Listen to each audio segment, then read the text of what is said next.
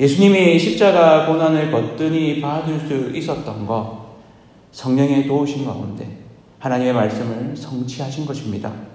이번 한 주간은 데살로니가 전서 말씀으로 같이 나누고자 합니다. 오늘은 데살로니가 전서 1장 6절에서 10절 그리고 4장 1절에서 3절 말씀으로 같이 복음의 능력을 맛본 교회라는 제목으로 오늘 본이라는 제목으로 같이 말씀을 나누고자 합니다. 바울이 데살로니가 교회에 이렇게 방문한 것은 2차 전도 여행 때입니다. 그러니까 1차 전도 여행 때는 이 아시아 지역이라고 하는, 사실은 바울의 고향이 있던 다소로부터 해가지고 그 위쪽으로 있는 지역을 이렇게 쭉 돌고 나서 2차 전도 여행도 이렇게 다시 그곳으로 갔다가 이전에 복음 전했던 교회들이 어땠는지를 보고 이제 돌아올 계획이었는데, 성령이 환상 중에 그리스에 있는 사람들이 우리를 와서 도우라라는 환상을 보고 이제 해협을 지나가게 됩니다. 그리고 빌립보에 가서, 그 빌립보 지역은 전혀 유대인도 없고 해당도 없는 지역이었습니다. 그곳에서 복음을 전해서 빌립보 교회가 세워지고, 그 다음 간 곳이 이 데살로니가라는 지역입니다. 이 데살로니가 지역에는 한 3주 정도 머물렀다고 이렇게 되어 있습니다. 세 일에 이렇게 3주 정도 머물러서 그곳에는 해당이 있었습니다. 데살로니가에는 해당이 있었고, 그곳에 3주 동안 말씀을 해당해서 전하고 이랬는데, 이 데살로니가 지역 자체가 이렇게 굉장히 당시로는 그래도 이렇게 번화한 도시였다고 합니다. 그러니까 우리나라로 따지면 부산과 같은 곳이라고 볼 수 있겠습니다. 그러니까 중심이 되는 아테네죠. 아테네가 이제 수도인데 제2의 도시라고 합니다. 이 데살로니가가. 그래서 데살로니가 지역 자체는 무역 항도 있고 또 지리적으로도 도로가 지나가는 그런 곳이 되어서, 이 데살로니가 지역은 굉장히 사실은 그 당시로는 좀 발전된 그런 곳이었습니다. 근데 이곳에 흩어진 유대인들도 있고 해당도 있고, 그래서 해당에 가서 복음을 전했는데, 문제는 뭐냐면 이 유대인들이 그 복음을 받아들이는 것이 아니라 오히려 거부하는 겁니다. 이미 이들은 예수를 믿는 자들에 대한 반감을 가지고 있었던 거죠. 그랬는데 불구하고 이곳에서 믿었던 이들이 굉장히 믿음을 잘 가지고, 또 그들이 1년이 채 되기 전에 교회로 잘 세워지는, 이 당시에 교회라고 했을 때 건물이 있는 이런 교회가 아닌 거죠. 가정에 모여서 있는 이 모임 자체인 거죠. 근데 이 모임이 굉장히 든든히 서가는, 그래서 바울이 고린도 지역에 가서 이들에 대한 소식을 이렇게 전해 듣고는 편지를 쓴 것이 이 데살로니가 전서입니다. 그래서 사도행전 17장 1절 2절에 보면 제가 한번 읽어드리겠습니다. 한번 들어보십시오. 그들이 암비볼리와 아볼로니아로 다녀가 데살로니가에 이르니, 그들은 바울 일행을 말합니다. 거기 유대인의 해당이 있는지라 바울이 자기의 관례대로 그들에게로 들어가서 새 안식일에, 그러니까 3주를 말하는 거죠, 성경을 가지고 강론하며 라고 했을 때, 이제 4절에 그 중에 어떤 사람 곧 경건한 헬라인의 큰 무리와 적지 않은 기부인도 권함을 받고 바울과 실라를 따르나라고 되어 있습니다. 그러니까 당시에 이곳에 있던 헬라인들, 그리스 사람들을 말하는 거죠. 이방인들이죠. 그리고 기부인들, 그들이 바울이 전하는 이 복음을 유심히 들은 겁니다. 관심을 가진 겁니다. 그리고 마음이 열려서 그들이 믿음을 갖게 되었습니다. 그런데 유대인들, 이곳에 이미 흩어져서 살고 있는 유대인들이 바울 일행을 고소를 합니다. 그리고는 이들이 감옥에 갇히게 되죠. 원래 데살로니가 지역은 기원전 315년경에 세워진 이렇게 도시입니다. 마게도냐의 왕이라고 하는 카산드로스가 이 주변에 26개 마을을 다 이주를 시켜갖고 새로운 신도시를 형성한 겁니다. 그래서 그 신도시를 형성하면서 자기 아내 이름이 테살로니카인데, 이 알렉산더 대왕의 이복 누이입니다. 그래서 이 지역에 이렇게 옛날 분들은 자기 이름을 이렇게 막 짓습니다. 그래서 디베랴 바다 이렇게 할 때 그런 이름들이 사람 이름인데, 이 데살로니카 지역도 그 이름을 본따서 세운 도시입니다. 그래서 그리스에는 제2의 도시, 지금 그리스에는 이 인구가 한 200만 정도 살고 있는 데살로니카가 제법 큰 도시입니다. 당시에 바울이 2차 전도 여행을 하고 있을 때 인구가 12만 명 정도였으니까 그 당시로도 제법 큰 도시였습니다. 마게도냐 이 지역의 무역항이고 또 로마와 아시아 지역, 그러니까 여기서 아시아라고 했을 때는 이 터키 지역을 말하는 거죠. 여기까지 이제 연결되는 간선도로가 있었습니다. 에그나티아 가도라고 하는 이 곳의 길목입니다. 이 데살로니가 지역은 도시는 그렇게 크지 않지만 그 당시에 밀집도로 보면 지금의 뉴욕에 버금갈 정도로 좁은 지역에 굉장히 많은 사람이 살고 있는 그 당시는 굉장히 발전된 형태의 도시였습니다. 그런데 이 당시에 이렇게 도시에 대한 자료들을 이렇게 보면 수도 시설이나 화장실 시설이 제대로 갖추어지지 않은 시대입니다. 그래서 건물은 연립주택이 세워져 있지만 잘 사는 사람은 그냥 단독주택으로 살고 못 사는 사람들이 도시로 몰려와가지고 우리 1970년대 이렇게 시골에서 도시로 오듯이 이곳 사람들도 이제 이주를 해왔기 때문에 가난한 사람들이 연립주택에 사는데 가난할수록 위층에 사는 겁니다. 그리고 이제 수도 시설도 잘 안 돼 있고 화장실 시설도 잘 안 돼 있으니까 이런 부분도 있습니다. 이 화장 변을 보고 나서 밖으로 던지는 겁니다. 요강에다가 변을 보고는 밖으로 던지면 그걸 맞는 사람이 잘못이라고 이렇게 하는 편견이 있을 정도로 그러니까 위를 잘 보고 다녀야 되고 갑자기 날벼락이 이렇게 내릴 수 있는 이런 부분들이 있을 정도로 당시로는 사실은 이런 부분들이 안 갖춰져 있었던 거죠. 일거리를 쫓아서 도시로 모여든 이들이 끼니를 해결하며 살았던 사실은 좀 열악한 이런 부분들을 같이 공존하고 있던 이런 도시입니다. 문제는 이미 유대인들이 이곳에 있었고 바울은 여기서 예수를 전하는 이 일들을 하다가 옥에 갇히게 됩니다. 결국 보석금으로 풀려나지만 풀려내는 조건에는 뭐냐면 추방의 조건이 있었습니다. 더 이상 여기서 전하지 마라 라고 하는 거죠. 사도행전 17장 9절에는 이 바울 일행이 머물렀던 집이 야손의 집입니다. 그래서 야손과 그 나머지 사람들에게 보석금을 받고 놓아주니라 이렇게 됩니다. 그러니까 그 당시에 이 야손의 집에서 같이 모여서 그리스도의 복음을 전하고 같이 교제하고 떡을 떼고 이러는데 이 사람들을 고소를 한 겁니다. 그러니까 이 사람들이 다 잡혀가가지고 감옥에 갇히게 된 거죠. 근데 야손이 보석금을 내고 풀려나게 됩니다. 풀려난 이후에 바울은 쫓겨납니다. 추방. 그래서 데살로니가 지역에 불과 길게 잡아야 이렇게 이제 안식일을 3번 지키는 정도니까 월요일부터 토요일까지 있었다고 하면 거의 한 달은 있었던 셈입니다. 그래서 그 정도 기간을 이렇게 머물렀는데 불구하고 데살로니가 교회에 이 3주간 말씀을 들었던 사람들, 또 같이 교제했던 사람들이 예수를 잘 믿는 겁니다.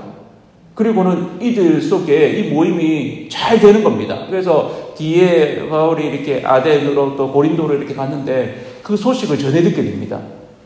이들이 너무 잘 모이고 있어요. 이들의 믿음이 자라고 있어요. 이들에게 놀라운 소식들이 전해져 온 겁니다. 그래서 오늘 데살로니가전서 1장 7절에 보면 이런 말씀이 있습니다. 그러므로 너희가 마게도냐와 아가야에 있는 모든 믿는 자의 본이 되었느니라 이렇게 얘기합니다. 그러니까 이들이 지내고 있는 이 지역에서 이들의 믿음이 순식간에 이렇게 자라고 있는 것이 본이 되었다고 이야기합니다. 이들이 이렇게 본이 될 수 있었던 것은 무엇에 기인할까요? 고난 가운데 그 당시에 유대교를 믿는 이들이 오히려 예수교를 믿는 이들을 핍박하는 이런 상황 가운데서도 이들이 믿음을 계속 가지고 또 오히려 흥왕할 수 있었던 그 비결은 무엇일까요? 고난 가운데 믿음의 삶을 살아간다는 것, 개인으로서만이 아닌 교회로서 복음의 능력을 맛본다는 것입니다. 데살로니가 교회가 어떤 본이 되었을까? 그 본이 될 수 있었던 비결은 무엇일까? 오늘 말씀을 통해서 한 2가지 정도로 같이 보고 우리 역시도 그런 교회로 서가기를 소원합니다. 첫 번째는 그들이 성령의 기쁨으로 받은 말씀의 능력입니다. 오늘 1장 6절에 보면 1장 6절에 또 너희는 많은 환난 가운데서 성령의 기쁨으로 말씀을 받아 우리와 주를 본받은 자가 되었으니라고 얘기합니다. 그들이 복음을 받아들이고 그 복음으로 살아가는 그 말씀의 능력을 이들이 경험한 것입니다. 그러니까 말씀을 받아들이면서 예수 그리스도에 대한 생애와 죽으심과 부활에 대한 바울의 증언을 듣고는 그것이 이들 마음에 믿어진 것입니다. 성령의 기쁨으로 받았습니다. 말씀은 우리 안에 계신 성령으로 기뻐하게 만듭니다. 그래서 그 말씀이 우리 속에 이렇게 심기게 되면 말씀의 능력을 경험하게 되죠. 데살로니가 교회가 믿은 지 얼마 되지 않았음에도 불구하고 본이 될 수 있었던 것은 그들이 그 복음의 능력을 맛보았기 때문입니다. 말씀의 능력을 경험했던 것입니다. 성령이 그들 가운데 기쁨으로 말씀을 받게 하신 것입니다. 저와 성도님들이 말씀을 귀하게 여기시를 축복합니다. 예수님이 십자가 고난을 거뜬히 받을 수 있었던 것, 성령의 도우심 가운데 하나님의 말씀을 성취하신 것입니다. 우리는 믿음으로 살아가면서 고난을 겪기도 합니다. 코로나 시기를 지나면서 기독교는 더욱 궁지에 몰린 느낌도 없지 않아 있습니다. 복음 전하기가 더 쉽지 않은 상황 가운데 있습니다. 그럼에도 우리가 이 도시 가운데 복음의 능력을 경험하며 본이 될 수 있는 비결은 말씀의 능력이 있다는 것을 확신하고 매일매일을 사시는 저와 성도님들 되시길 축복합니다. 그럴 때 우리가 성령의 충만하신 가운데 우리의 삶을 통해서 그 말씀이 성취되는 것을 경험하게 될 줄로 믿습니다. 두 번째는 그들이 본이 될 수 있었던 비결은 하나님 아버지와의 관계선입니다. 데살로니가 교회가 본이 있을 수 있었던 비결, 그것은 하나님 아버지를 기쁘게 하려고 하는 그 마음이 그들 속에 있었습니다. 그래서 바울이 보통 1장 1절에 그 교회를 향해서 편지를 쓰면서 이 교회가 좀 어떤 부분에 중점이 되어 있는지를 좀 이야기하는 부분들이 드러납니다. 데살로니가 1장 1절에 보면 바울과 실로아노와 디모데는 하나님 아버지와 주 예수 그리스도 안에 있는 데살로니가인의 교회에 편지하노니라고 하면서 앞에 하나님 아버지라고 표현합니다. 그러니까 이들이 하나님 아버지와의 관계가 이미 형성되어 있다는 것을 바울은 느끼고 있는 겁니다. 그래서 이 부분을 강조하고 있습니다. 그러면서 은혜와 평강이 너희에게 있을지어다 라고 표현합니다. 1장 9절에도 한번 보시면 이렇게 이야기합니다. 그들이 우리에 대하여 스스로 말하기를 우리가 어떻게 너희 가운데에 들어갔는지와 너희가 어떻게 우상을 버리고 하나님께로 돌아와서 살아계시고 참되신 하나님을 섬기는지와 라고 되어 있습니다. 이들이 하나님을 알고 자신들이 믿던 그 당시의 그리스 지역, 이 데살로니가에 있는 우상들을 다 버린 겁니다. 그리고 하나님과의 관계가 형성이 된 겁니다. 하나님 아버지 앞에 우리가 살아야 된다라고 하는 마음이 생긴 겁니다. 오늘 우리가 읽었던 데살로니가 4장 1절에도 이 4장 1절 말씀 같이 한번 읽어보실까요? 4장 1절에도 그들이 어떻게 하나님을 기쁘시게 하는 자가 되었는지를 볼 수 있습니다. 같이 한번 읽겠습니다. 시작. 그러므로 형제들아 우리가 끝으로 주 예수 안에서 너에게 구하고 권면하노니 너희가 마땅히 어떻게 행하며 하나님을 기쁘시게 할 수 있는지를 우리에게 배웠으니 곧 너희가 행하는 바라 더욱 많이 힘쓰라. 이들이 이미 그렇게 행하고 있다는 겁니다. 바울이 너희가 하나님을 기쁘게 하는 것, 우리가 하나님을 기쁘게 하기 위해서 이 일을 감당하고 있다.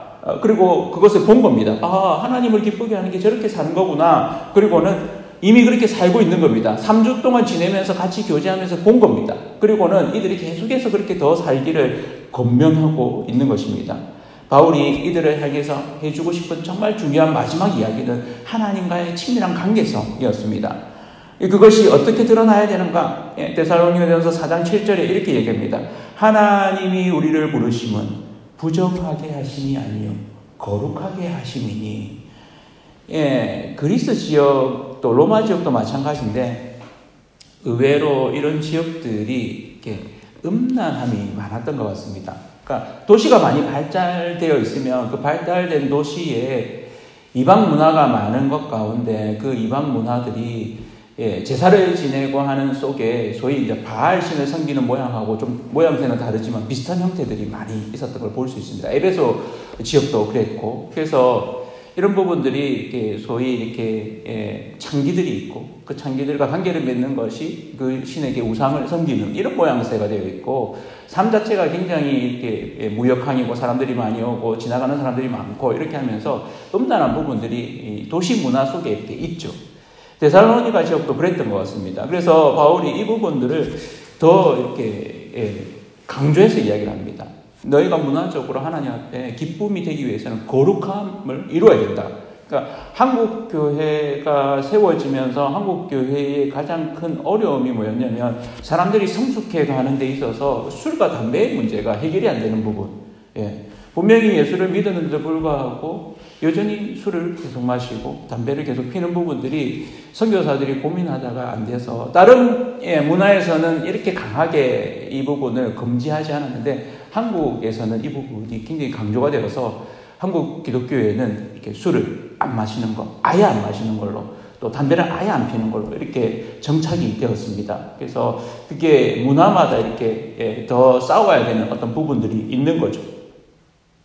이 데살로니가 교회가 4장 3절에 보면 하나님의 뜻은 이것이니 너희의 거룩함이라 곧 음란을 버리고 라고 하면서 이들이 하나님을 기쁘시게 하는 자로 어떻게 살 수 있는지를 바울은 명확하게 이야기하고 있습니다. 주님과 가까워질수록 우리의 삶 또한 거룩함으로 변하게 됩니다. 믿고 하나님과 더 친밀하게 되면 하나님을 기쁘시게 하는 삶을 살려고 하게 되죠. 하나님을 기쁘시게 하는 그리고 우리 기장세상교회 성도님들 되시기를 축원합니다. 더 복잡해진 세상, 기독교가 천시를 당하는 가운데서도 우리가 이 한 주간 데살로니가 교회를 보면서 우리가 본으로 삼고자 합니다. 믿음의 본으로 우리 기장세상교회 또 우리 성도님들이 알려지는 그런 교회 되기를 원합니다. 그 비결은 다름 아니라 말씀의 능력을 우리가 경험하는 것입니다. 말씀을 붙들고 그 말씀대로 살아갈 때 우리의 삶이 주변에 기이한 향기가 될 줄로 믿습니다. 성령 충만한 자로 기쁨으로 살아가는 저와 성도님들 되시기를 축원합니다. 그뿐만 아니라 우리가 아버지 하나님과의 관계성 속에서 하나님을 기쁘시게 하는 자로 우리가 살아갈 때 우리의 삶이 우리도 알지 못하는 사이에 거룩함으로 달려갈 것입니다. 저와 우리 성도님들, 특히 세상교회가 본이 되는 그런 교회 되기를 축원합니다.